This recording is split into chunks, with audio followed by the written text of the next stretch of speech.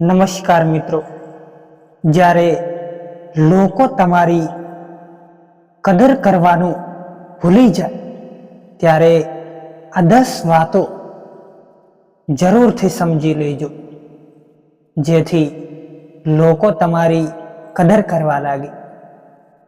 Number 1, માણસ નથી બોલતો, એના દિવસો બોલે છે.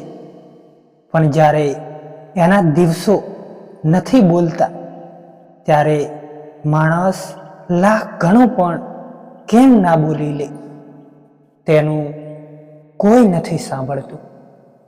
નંબર 2, ચાલતા જોયા છે ઘણા લોકોને પોતાની ચાલથી પણ વધારે, પણ સમય અને કિસ્મતથી આગળ કોઈ નથી જઈ શક્યું.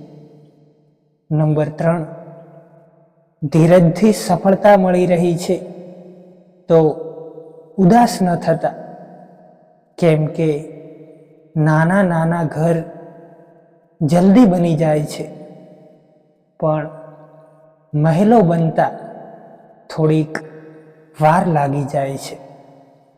નંબર 4, દુઃખ ભોગવવા વાળો માણસ તો આગળ જઈને સુખી થઈ શકે છે, પણ જે બીજાને દુઃખ આપે છે તે માણસ ક્યારેય પણ સુખી નથી થતો.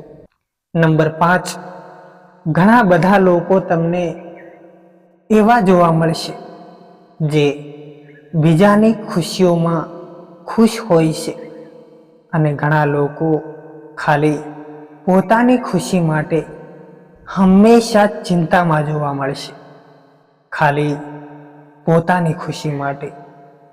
પછી ભલે એના માટે બીજા લોકોને પણ દુઃખ કેમ ન આપવું પડે. નંબર 6, ઇતિહાસ ગવાહ છે, તમે ક્યારેય ખોટું ન લગાડતા, કેમ કે કહેવાવાળા તો હંમેશા ખોટું લાગે એવું જ કહેશે.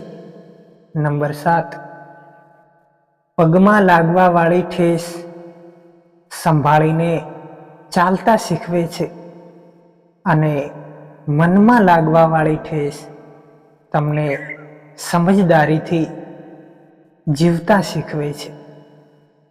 નંબર 8, જો કોઈ તમને નજરઅંદાજ કરે તો યાદ રાખજો કે દુનિયા હંમેશા એ વસ્તુને જ નજરઅંદાજ કરે છે જે એમની હેસિયતથી બહાર હોય છે. નંબર 9, કમજોર લોકો પોતાનો બદલો સામેવાળાથી લડીને લે છે, અને હોશિયાર લોકો પોતાનો બદલો સામેવાળાથી વધારે સફળ થઈને લે છે.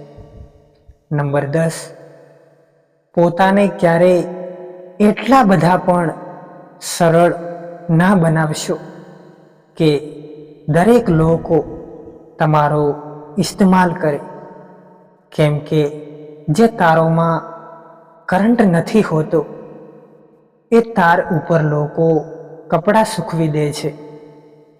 ચહેરો સુંદર હોય કે ન હોય, પણ શબ્દો જરૂરથી સુંદર હોવા જોઈએ, કેમ કે લોકો ચહેરો તો ભૂલી જાય છે, પણ શબ્દો હંમેશા યાદ રાખે છે.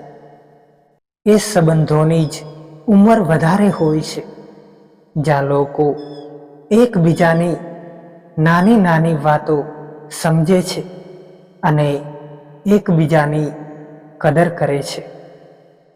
જ્યારે કોઈ હાથ અને સાથ બંને છોડી મૂકે છે ત્યારે ભગવાન કોઈકને તમારી ઉંગળી પકડવા માટે મોકલી જ દે છે. તમારી મુશ્કેલીઓની ટોકરીને ખાલી કરી દો. મુશ્કેલીઓ પોતાની મેળે જ ખતમ થઈ જશે. દુશ્મનથી વધારે એ માણસથી સાવધાન રહેજો જે તમારા દુશ્મનનો પણ દોસ્ત હોય અને તમારો પણ દોસ્ત હોય.